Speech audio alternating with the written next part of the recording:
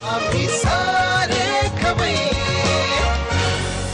आता मैत्रीण आलेली आहे ज्यांचं नाव आहे मनीषा वैद्य. हो. बरं, काय करता आपण? आम्ही आधी कॉम्प्युटर इन्स्टिट्यूट चालवत होतो, पण ते काही कारणाने बंद पडल्यामुळे मी आता घरीच असते. अच्छा, पण कम्प्युटर इन्स्टिट्यूट म्हणजे खरं तर आज काळाची प्रचंड मोठी गरज ना. हो, अति झाल्यामुळं अति पण झाल्या त्याच्यामुळं. पण तुम्ही स्वतः शिक्षण घेतले? हो, कॉम्प्युटरचं शिक्षण घेतलं मी. ठीक आहे. मग कच्च्या केळ्याचे कटलेट्स आता आपण बघतोय, तर त्याचं साहित्य बघा काय काय साहित्य. उकडलेलं कच्चं केळं, भिजवलेला साबुदाणा, कच्च्या बटाट्याचा किस, ओलं खोबरं, दाण्याचं कूट, साखर चवीला, आलं मिरचीची पेस्ट, तूप, जिरं, मीठ आणि लिंबाचा रस. साहित्य घेऊन झालंच असेल, पण आता सुरुवात करायची. तर त्याआधी आता हे जे आपण घेतलेलं आहे ते हे कच्च्या केळ्याचं उकडून घेतलेला लगदा आहे. त्याचा लगदा केलेला मग हो आपण साहित्यात केळं घेतलं. तर आता आधी काय? आधी तूप थोडं टाका ह्याच्यामध्ये. बस बस. तूप गरम झालं की त्याच्यात जिरं टाकायचं. त्यांना शिकवलं की नाही असं पॅटीस वगैरे करायला? नाही, पॅटीस नाही शिकवलं. नाही, त्यांना उपासाचे विशेष जमत नाही ना करायला. ऍक्च्युली ना, त्याच्यामुळे मग ते उपवास करणं शक्य नाही. त्यांना ऍक्च्युली न करताच किती वेळा उपवास होत असेल. हो, नक्कीच. जेवायलाही वेळ मिळते त्यांना. आता आपण हे केळं टाकूया ह्याच्यावर.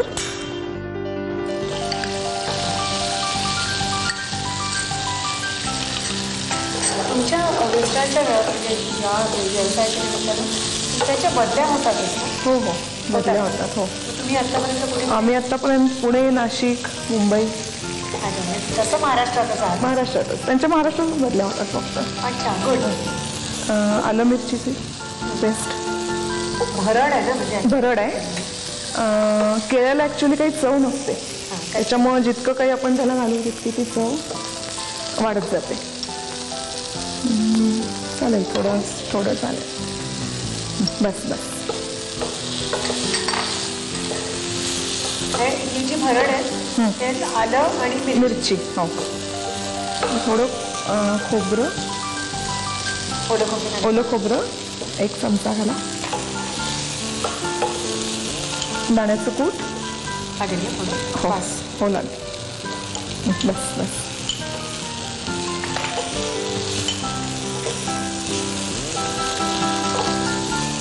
हां, दाण्याचं कूट थोडं. बस बस. मीठ आणि साखर चवीपुरती.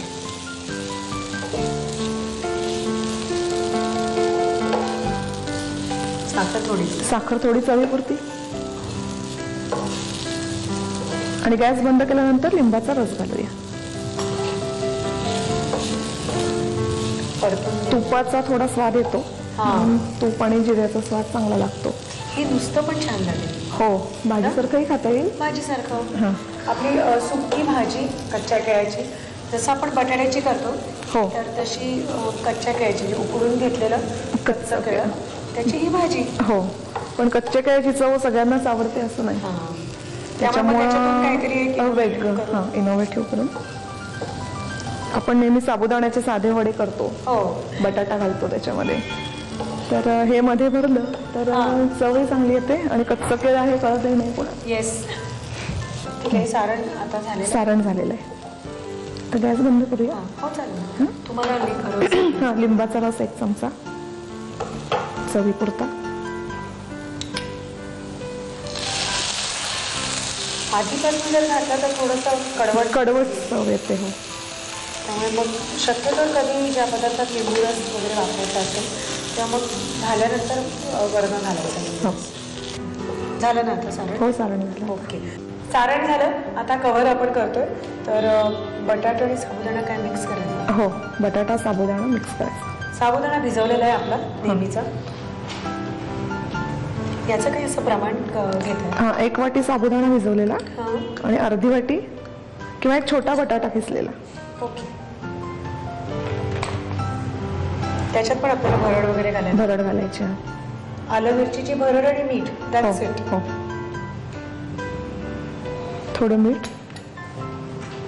कारण सारण पण आपलं तसं खमंग आहे. हो. त्याच्यामुळे काय कव्हर मध्ये खूप काही घालायची गरज नाही. हो ना? हो. फक्त अगदीच ते ब्लँड लागू नये म्हणून त्याच्यात मग मीठ मिरची आहे. मीठ मिरची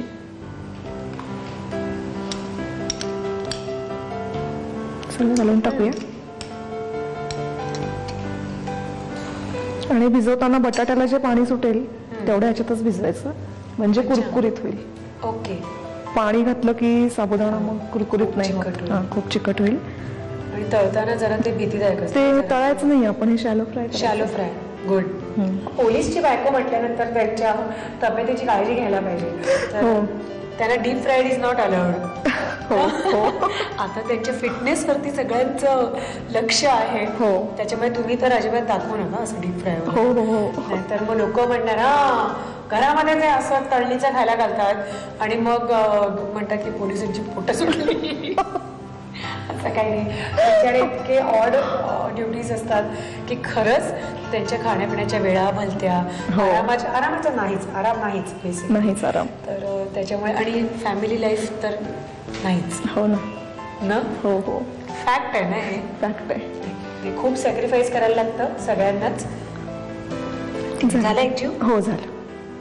ठीक आहे. हे झालं, सारण झालं. आता आपण ते भरायचं आतमध्ये भरायचं आणि शॅलो फ्राय करायचं. सारण आणि कव्हर दोन्ही गोष्टी आलेल्या आहेत आणि आता आपण कसं करतोय ते दाखवा मला. हो. हे थोडासा गोळा करून घ्यायचा. दाबून घेतलं असं की आपोआप ते एकमेकांना चिकटतात साबुदाणे. आपण कच्चा बटाटा घेतला. कुरकुरीत होईल. हे थोडंसं ठेवून थोडंसं सारण भरायचं.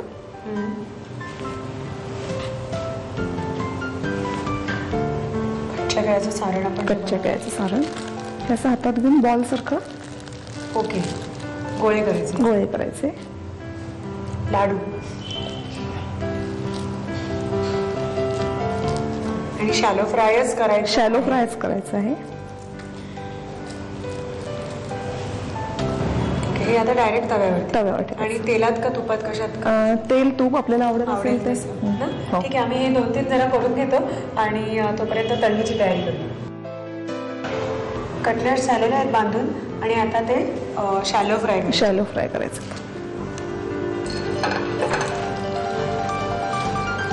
कच्चा बटाटा किसला की लगेच घालायचा ह्याच्यामध्ये. नाहीतर तो काळा पडतो. नाहीतर मग त्याचं थोडं चिकटपणाही जातो. त्याच्यामुळे लगेच घालायचं हे. ठीक आहे. आणि याला पाणी नाही वापरायचं म्हणजे साबुदाणा कुरकुरीत होतो. ओके. या 2-3 गोष्टी नक्की लक्षात ठेवा. आणि आता हे देताना आपल्या हिरव्या चटणी बरोबर छान लागेल. ठीक आहे.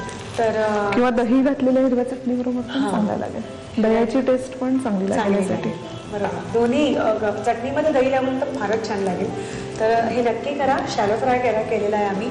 तर आम्ही बाकी आतापर्यंत काय काय केलं त्याचं साहित्य केलं. कच्च्या केळ्याचे कटलेट्स बनवण्यासाठी लागणारं साहित्य: उकडून कुस्करलेलं कच्चं केळं, भिजवलेला साबुदाणा, कच्च्या बटाट्याचा किस, ओलं खोबरं, दाण्याचं कूट, साखर, आलं मिरची पेस्ट, तूप, जिरं, मीठ आणि लिंबाचा रस. कृती: प्रथम पॅन मध्ये साजूक तूप गरम करून त्यामध्ये जिरं घालून उकडलेलं कच्चं केळं परतून घ्यावं. या मिश्रणामध्ये आलं मिरची पेस्ट, ओलं खोबरं, दाण्याचं कूट, मीठ, साखर आणि लिंबाचा रस घालून मिश्रण वाफवून घ्यावं. एका बाउलमध्ये भिजवलेला साबुदाणा घेऊन त्यामध्ये कच्च्या बटाट्याचा किस, मीठ आणि आलं मिरची पेस्ट घालून मिश्रण एकजीव करून घ्यावं. प्लास्टिकच्या पिशवीवर साबुदाण्याचं सारण घेऊन त्यामध्ये कच्च्या केळ्याचं सारण घालावं आणि कटलेट शॅलो फ्राय करून घ्यावीत.